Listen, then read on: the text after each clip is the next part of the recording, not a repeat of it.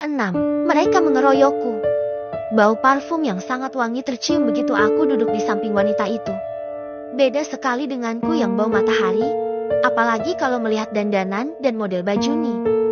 Aku dan wanita itu layaknya bumi dan langit. Aku yang sangat lusuh dan dia yang cantik dan modis bak artis.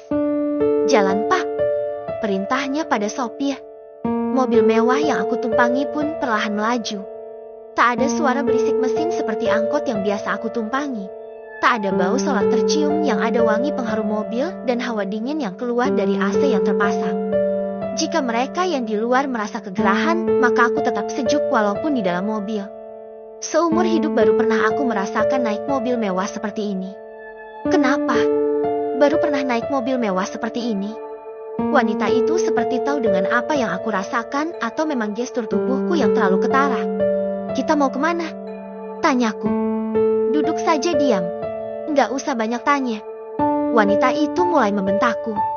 15 menit perjalanan, mobil berhenti di sebuah bangunan. Turunlah dan ikuti aku. Pintu mobil dibuka dari luar. Sopir yang membukakan pintunya. Aku mengekori wanita itu sesuai perintahnya. Selamat siang Nyonya Lydia.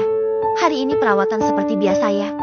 Ucap perempuan cantik yang menyambut kami lebih tepatnya menyambut wanita di depanku saat memasuki ruangan ini. Jadi wanita ini namanya Lydia. Persis seperti namaku Seva Lydia Dewi. Ya, seperti biasanya. Jawabnya singkat. Apakah gadis di belakang Anda juga akan melakukan perawatan? Jika rajin melakukan perawatan seperti Anda wajahnya pasti akan lebih cantik. Jangan sembarangan. Dia itu cuma anak pembantuku. Enggak level perawatan di sini. Wanita itu mengatakan sambil menunjuk ke arahku. Selama dia menunggu perawatan kamu bisa menyuruhnya melakukan tugas pembantu. Enggak usah bayar aku beri tenaga gratisan. Telunjuk wanita itu mengarah lurus ke mukaku. Sialan wanita ini. Enak aja menganggap aku pembantu. Oh, maaf. Mari. Nyonya Lydia ke ruangan yang biasa. Dan kamu, duduk dulu di situ nanti akan aku beri tugas. Mau tidak mau aku hanya bisa menuruti perintahnya. Kuedarkan pandangan ke sekeliling ruangan yang dipenuhi dengan kaca besar. Ada juga ruangan lain tapi pintunya ditutup entah ruangan buat apa. Enggak usah takjub itu. Apa baru pertama kali masuk ke ruangan kayak gini? Suara perempuan tadi menyadarkanku dari lamunan. Enggak mbak, biasa aja. Mana mungkin ku jawab jujur, malu dang. Ikut aku. Ada tugas buat kamu. Perempuan itu memintaku untuk mengikutinya. Dia terus berjalan melewati beberapa ruangan dan berhenti ketika sampai di ruangan yang aku kira ini dapur. Cuci piring dan gelas yang kotor itu. Ingat jangan sampai ada yang pecah. Setelah itu kamu lanjutkan bersihkan kamar mandi. Letaknya di sebelah dapur ini. Rentetan tugas dia berikan tanpa menunggu persetujuanku. Oh iya, jangan lupa sapu dan pel seluruh tempat ini. Yang bersih. Awas kalau sampai ada yang kotor. Perempuan itu justru memberikan tugas lagi padaku. Tak ada jawaban dariku. Aku hanya diam. Ingin aku menolaknya, tapi aku takut dilaporkan ke wanita yang membawaku. Kalau saja wanita itu tidak mengancamku akan memberitahukan pernikahanku ke pihak sekolah, tentu aku sudah kabur dari tempat ini. Sudahlah lebih baik aku kerjakan saja apa yang dia mau. Kuawali dengan mencuci piring dan gelas, beres mengerjakan itu kemudian beralih ke kamar mandi. Untung saja ini pekerjaan yang biasa aku lakukan di rumah, jadi aku tak kaget dengan ini semua. Lepas itu aku mengambil sapu dan peralatan untuk mengepel yang terdapat di gudang sebelah kamar mandi. Sudah ada sekitar 2 jam aku berkutat dengan tugas yang mirip dengan pembantu. Rasanya capek juga. Baju seragam sekolah yang tadi aku kenakan kini sudah banjir oleh keringat. Jangan ditanya baunya. Siem. Haf, keterlaluan memang mereka. Udah selesai tugasnya? Tanya perempuan itu. Udah. Jawabku datar. Ke depan sana. Ditunggu sama Nyonya Lydia. Aku yang sedang meletakkan alat pel bergegas menuju ke depan. Kemudian mengikuti Nyonya Lydia. Nyonya Lydia kemudian berhenti di meja kasir. Itu aku ketahui dari papan kecil yang tertera di meja. Semuanya 50 juta ya, Bu. Seorang pegawai dengan seragam merah dan rambut dicepol yang berada di balik meja mengatakan angka yang harus dibayar oleh Nyonya Lydia. Oke, Pakai kartu yang ini. Nyonya Lydia kemudian menyerahkan satu kartu tipis yang berbentuk seperti ATM kepada pegawai itu. Terima kasih, sudah melakukan perawatan di tempat kami. Bulan depan ada promo untuk masker berlian, apa Nyonya tertarik? Jika iya, Nyonya bisa booking dari sekarang karena ini terbatas. Biayanya 2 kali lebih besar dari perawatan biasa yang biasa Nyonya lakukan. Pegawai itu menawarkan perawatan yang lebih mahal dari yang sekarang. Jika tadi nominal 50 juta sudah membuatku tercengang, apalagi yang 2 kali lipatnya. Itu artinya 100 juta hanya untuk perawatan muka. Oke, aku booking sekalian. Ingat ya, aku harus berada di list yang pertama. Jika berada di nomor lain, maka akan aku batalkan. Ancam Nyonya Lydia. Begitu gampangnya orang kaya menghamburkan uang. Tidakkah mereka berpikir tentang orang yang sepertiku? Bahkan Bapak harus menarik becak dengan sekuat tenaganya agar kami bisa terus bertahan, sementara ini ratusan juta hanya untuk masker. Baik Nyonya Lydia, ini sudah masuk di list yang pertama. Sekali lagi terima kasih. Selamat sore Nyonya Lydia, Anda sudah ditunggu di meja nomor 1. Mari saya antar. Ucap seorang laki-laki dengan seragam hitam putih. Kali ini aku sudah berada di lantai 5 gedung Hotel Piramida. Hotel yang biasanya hanya aku bisa lihat dari luar, kini aku sudah berada di dalamnya. Hei, kenapa lama sekali? Wanita cantik yang duduk di meja nomor 1 menyambut Nyonya Lydia. Apa kau tak lihat mukaku? Ini hasil selama 2 jam lebih. Nyonya Lydia memperlihatkan mukanya, yang aku lihat malah jadi merah-merah seperti alergi. Apa memang orang yang habis perawatan efeknya gitu ya? Apa dia gadis itu? Wanita itu melirik kepadaku. Begitulah, jawab Nyonya Lydia. Silahkan duduk, Nyonya. Pelayan yang tadi mengantar menyeret kursi dengan sangat pelan dan mempersilahkan Nyonya Lydia untuk duduk. Kemudian pelayan itu menyerahkan yang aku kira daftar menu kepada mereka. Entah apa yang mereka pesan, aku tidak tahu. Sedangkan aku tetap dalam posisi berdiri di belakang Nyonya Lydia. Tak berselang lama pesanan makan mereka datang. Biarpun saat ini aku sangat lapar, tapi melihat makanan itu rasanya aku tak berselera. Bagaimana aku bisa berselera?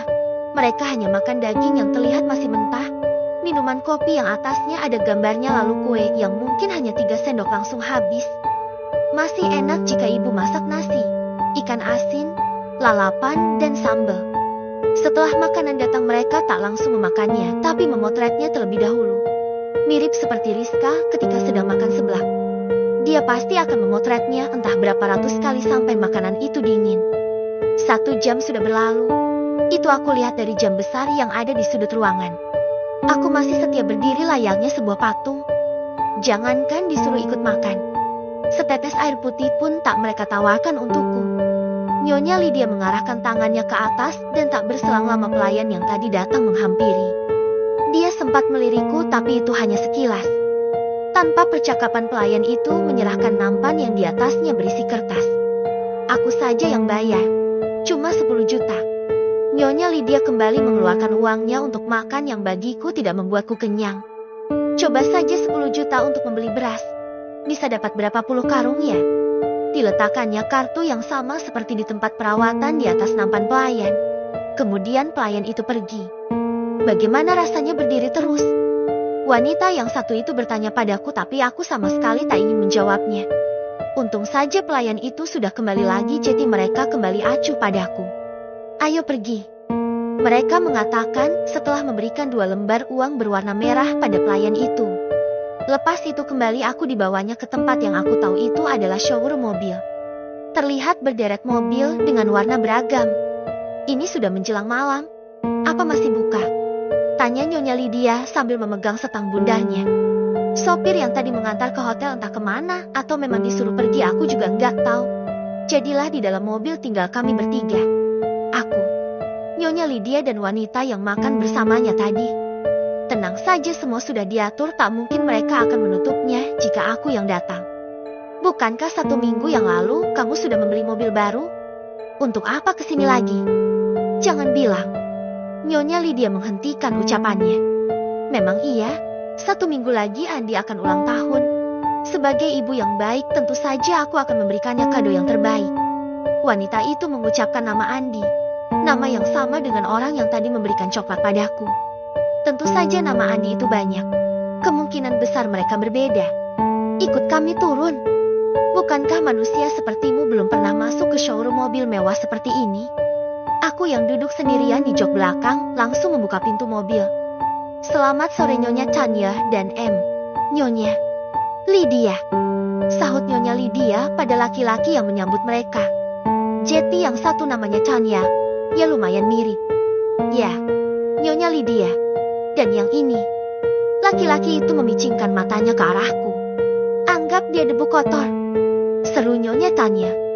Deh, begitu rendahnya aku di mata mereka sampai aku dianggapnya debu kotor. Oh, baiklah. Mari kita lihat mobilnya. Ajak laki-laki itu. Lagi-lagi aku yang dianggapnya debu harus mengikutinya dari belakang. Sungguh aku merasa sangat lemas, lelah dan tentu saja lapar. Wow, kamu memang ibu yang sangat baik.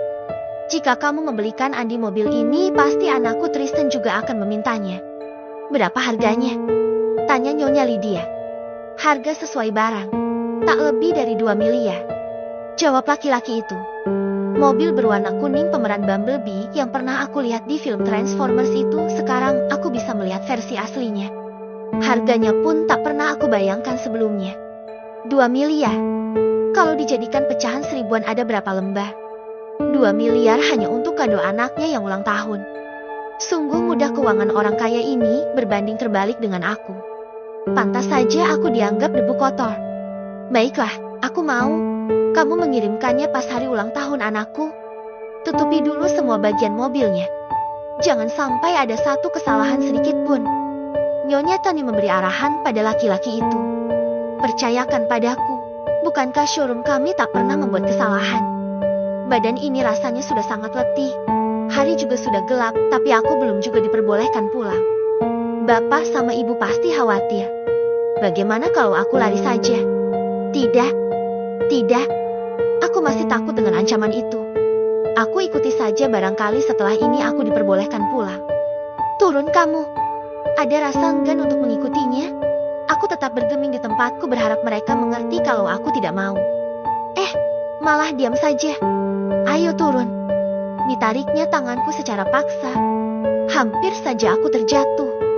Aku terus ditariknya sampai memasuki halaman rumah yang bak istana. Begitu masuk ke dalam ruangan, aku dibuatnya takjub dengan kursi megah dan berdirinya guci antik yang ada di sudut ruangan. Sudah datang rupanya. Hei, kemarilah ibu tiri, kalian sudah datang. Seorang laki-laki berpawakan tinggi mengucapkan ibu tiri kepadaku.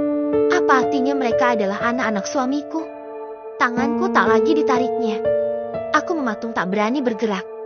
Oh, Jeti ini gadis murahan itu. Datang lagi seorang laki-laki dan satu orang perempuan yang kemarin pernah datang. Ya, aku ingat namanya Nisa. Duduk, perintah Nisa kepadaku. Aku menuju kursi di dekatku kemudian menjatuhkan bobot tubuhku di kursi yang sangat empuk. Enak saja duduk di kursi, duduk di lantai. Nisa mendorongku dari kursi hingga aku jatuh terjerembab. Hahaha, lihat itu.